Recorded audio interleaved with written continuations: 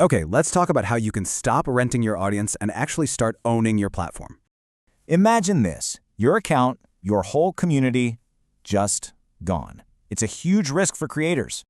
The truth is, you don't really own your audience. You're at the mercy of algorithms and platform whims.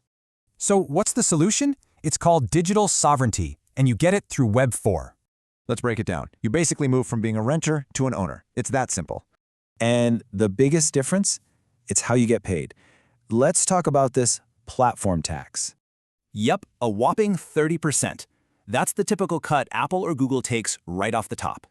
But on a Web4 platform, that revenue stack looks way different. The money comes straight to you. So, how do you make money? Well, you get 4 native income streams right out of the box. First up, subscriptions. This is your recurring revenue engine, giving you a stable income stream. You can set up different tiers, free for basics, premium for exclusive stuff. But it's not just subscriptions. You can also have your own marketplace where users can trade. And the best part? You set a small commission, say 5%, that goes straight into your pocket. Plus, a native wallet means your community can tip and pay each other, creating a microeconomy.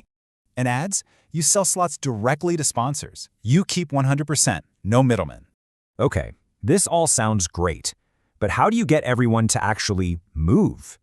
Don't worry, there's a 4-phase playbook for that. It's all about creating incentives. Phase 1, the gated lead magnet. Give them something valuable they can only get by joining. Phase 2 is crucial. Your best content, your A-game stuff, it only goes on your platform now. Then you make it interactive. Think private AMAs or challenges that only happen in your new space. And you gotta reward those early adopters. Give them a special badge with lifetime perks. And for Phase 4, you turn those fans into your marketing team with a native affiliate system.